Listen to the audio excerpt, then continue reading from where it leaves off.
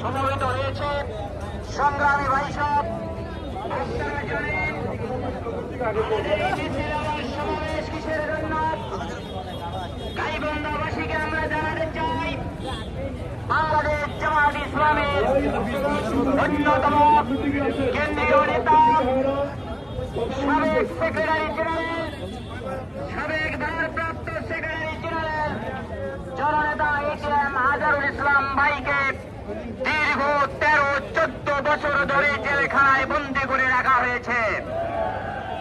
অন্যায়ভাবে বাংলাদেশের শুধু বাংলাদেশ নয় গোটা বিশ্বের মধ্যে গোটা বিশ্বের যারা আইন বিশেষজ্ঞ তারা বলেছে এই আন্তর্জাতিক ট্রাইব্যুনাল এটা আন্তর্জাতিক ট্রাইব্যুনাল নয়, এটা আন্তর্জাতিক মিথ্যা ট্রাইব্যুনাল। এই মিথ্যা ট্রাইব্যুনালের মধ্যে মাধ্যমে আমাদের কেন্দ্রীয় নেতা আমাদের প্রাণপ্রিয় নেতা আজহারুল ইসলাম ভাইকে তাকে মৃত্যুদণ্ড দেওয়া হয়েছে। সম্মানিত ভাইরা আমার, শেখ হাসিনা আজকে তাকে সুপরিকল্পিতভাবে হত্যা করার জন্যই শুধু আজহার ভাই নয়, আমাদের কেন্দ্রীয় নেতৃবৃন্দ, আমাদের সাবেক আমিরে জামাত শহীদ মাওলানা মতিউর রহমান হিসাবে সাবেক সেক্রেটারি জেনারেল আলী আহসান মুজাহিদ সহ আমাদের 5 জন কেন্দ্রীয় রাহবারকে এই ট্রাইব্যুনালের মাধ্যমে রায় দিয়ে ফাঁসিতে ঝুলিয়ে হত্যা করা হয়েছিল। তার ওই ধারাবাহিকতায় এটিএম আজহারুল ভাইকেও ষড়যন্ত্র করেছিল। সেই ষড়যন্ত্র এখনো শেষ হয় নাই। সেই ষড়যন্ত্র আমরা মনে করি তখন শেষ হবে যখন আমার এই প্রিয় ভাইকে জেলখানা থেকে মুক্ত করে দেওয়া হবে। সংগ্রামী গাইবান্ধাবাসী, আজকে তারই দাবিতে আজকে আমরা গাইবান্ধায়, শুধু গাইবান্ধায় নয় সারা দেশের জেলা এবং মহানগরীগুলিতে আজকে বিক্ষোভ মিছিল এবং সমাবেশ অনুষ্ঠিত হচ্ছে।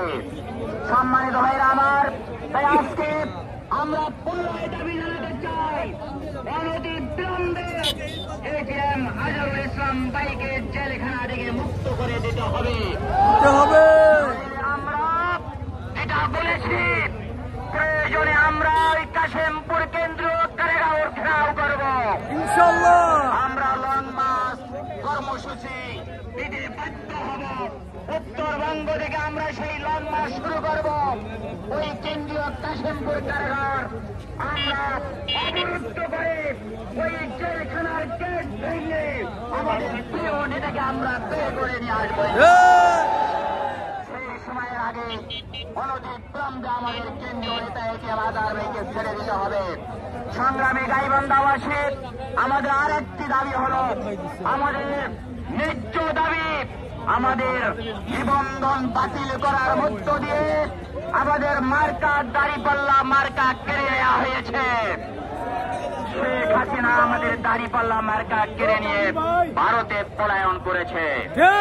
সংগ্রামী ভাইরা আমার, আজকের এই সমাবেশ থেকে আমরা সেই দাবিও জানাতে চাই প্রধান উপদেষ্টা সহ উপদেষ্টা পরিষদের কাছে আমাদের জোর দাবি অনতিবিলম্বে আমাদের নিবন্ধন ফিরে দিয়ে আমাদের দাঁড়িপাল্লা মার্কা আমাদেরকে ফিরে দিতে হবে। সেই আন্দোলন কর্মসূচির দাবিতে আগামী দিনে সোচ্চার থাকার জন্য, প্রস্তুত থাকার জন্য আমি আহ্বান জানাচ্ছি। আজকের এই মিছিল এবং সমাবেশে যারা অংশগ্রহণ করেছেন সবাইকে ধন্যবাদ, মোবারকবাদ জানিয়ে আমি আমার কথা শেষ করছি।